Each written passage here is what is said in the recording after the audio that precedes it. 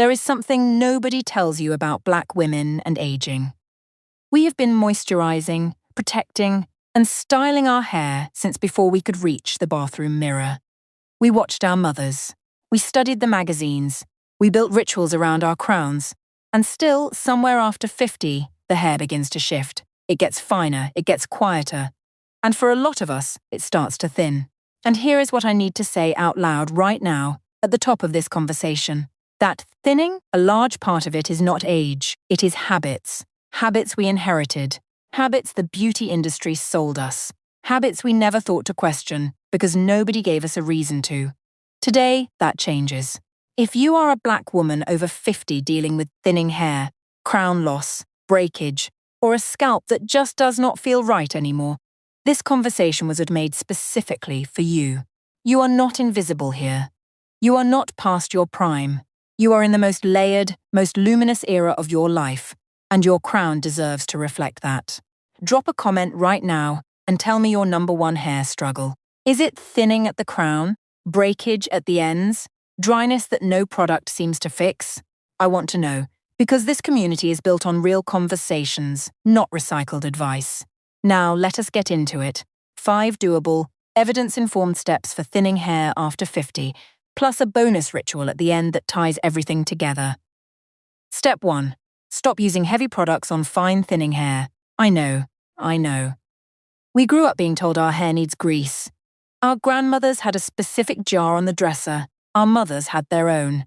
And for full, thick, coily textures, heavy butters and creams can absolutely be part of a healthy routine. But hear me clearly. When your hair is already fine and fragile, heavy products are not helping.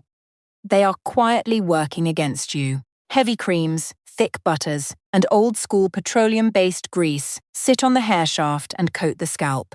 They weigh fine strands down. They block the follicles.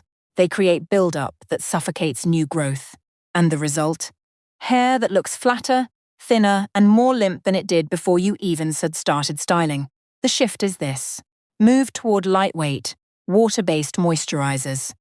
Look for words on the label like volumizing, strengthening, or feather-light moisture. Ingredients like aloe vera, glycerin, panthenol, and biotin are your allies right now. They deliver hydration without weight. And your scalp. A clean, healthy scalp is the non-negotiable foundation of healthy hair growth for Black women over 50. Wash your scalp consistently. A gentle, sulfate-free shampoo once or twice a week, depending on your lifestyle and activity level. Not every day, but do not let weeks go by either. Stop applying heavy grease directly to your scalp. It blocks the follicles and slows the very growth you are trying to encourage. Instead, use a light scalp oil. Peppermint oil or rosemary oil mixed with a carrier like jojoba or grapeseed oil, applied with a dropper directly to the scalp, is significantly more effective and far more aligned with what mature melanin-rich hair actually needs. Step 2. Stop over-manipulating your hair. This one lands differently for Black women, because we have always had to do more. More detangling, more moisturizing, more styling. More work to maintain hair that mainstream beauty culture spent decades telling us was difficult. But the truth is, all of that touching, all of that combing, all of that reaching up to pat and rearrange, it is creating friction. And friction on thin, fragile hair causes breakage. The ends snap off. The strands weaken progressively.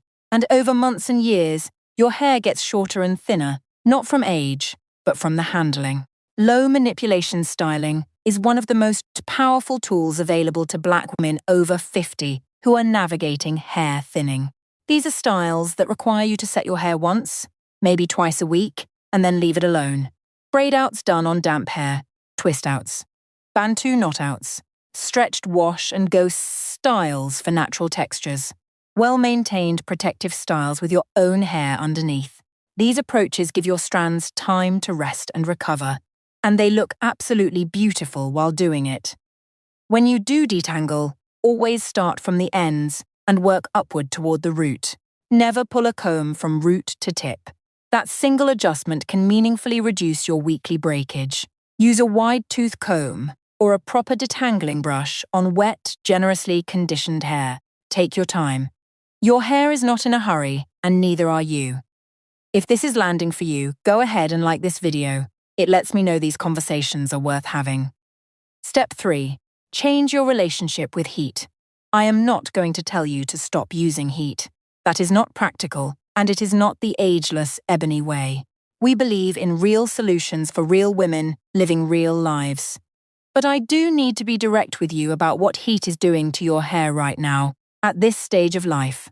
When your hair is already fine and fragile, high heat, anything above 350 degrees Fahrenheit, is causing structural damage with every single use. It is breaking down the protein bonds in your strands. It is making your hair more brittle, more prone to breakage, more prone to the very thinning you are trying to reverse. Here is the adjustment. If you love your flat iron or your curling wand, keep it. But lower the temperature. For fine, thinning hair, stay between 200 and 250 degrees Fahrenheit. Always use a heat protectant before any direct heat. And try to limit heat styling to once a week, or every 2 weeks if your schedule allows. On the other days, explore heatless options that actually flatter women over 50. Flexi rod sets, perm rod sets, roller sets on dry or damp hair. These techniques create volume, definition, and movement without any of the thermal damage.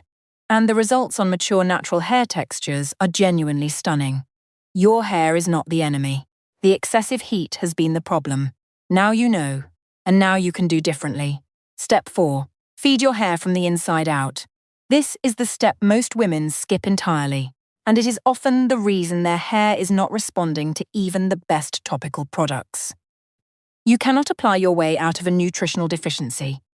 It simply does not work that way. The hair follicle is a living structure fed by your bloodstream. If your blood is not carrying the nutrients that hair follicles need, no serum, no oil, and no supplement applied to the outside of your head will compensate for what is missing on the inside. After 50, the body's ability to absorb certain nutrients decreases. Iron, zinc, biotin, vitamin D, and protein are all essential for hair growth. And many black women over 50 are deficient in at least one of these without even knowing it. Here is what I recommend you do this week. Talk to your doctor and request a blood panel that specifically checks your iron levels, your vitamin D, and your B12. These 3 deficiencies are among the most common contributors to hair thinning in black women over 50. Having that information changes everything, because you are no longer guessing. While you are waiting for those results, begin adding these to your meals. Eggs, which are rich in biotin and protein.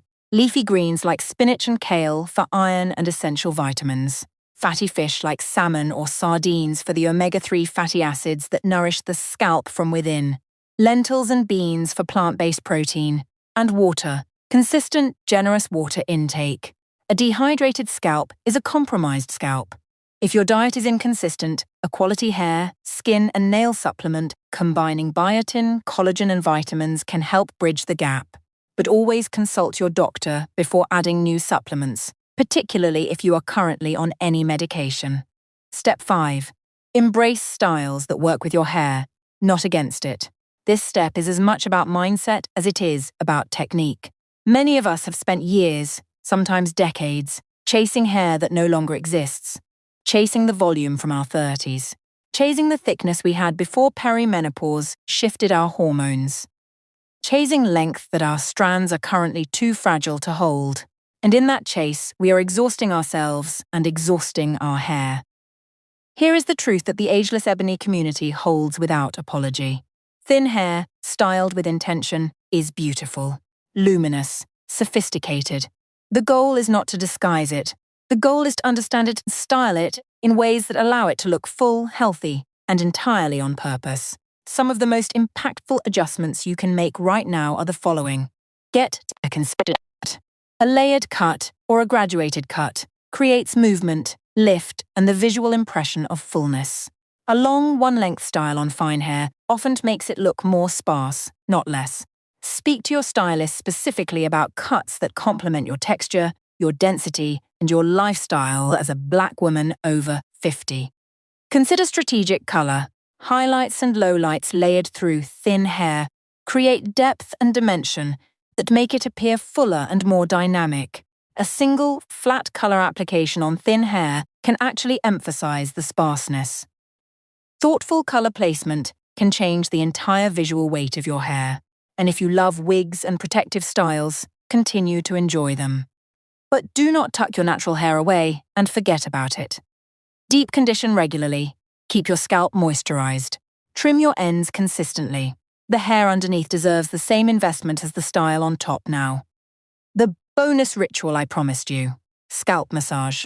This is one of the most underrated, most scientifically supported, and most completely free practices available to you right now.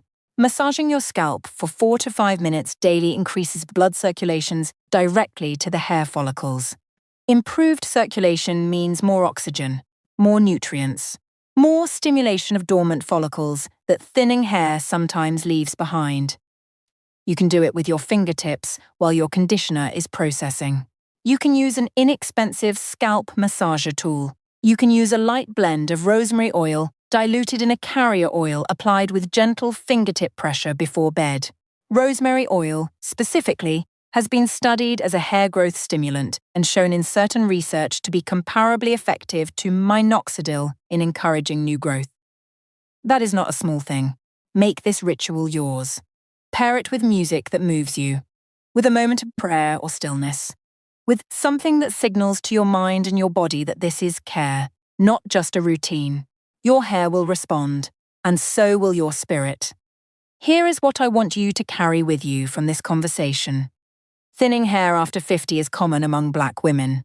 It is influenced by hormones, by habits, by nutrition, and by decades of practices that were never designed with our specific hair needs in mind.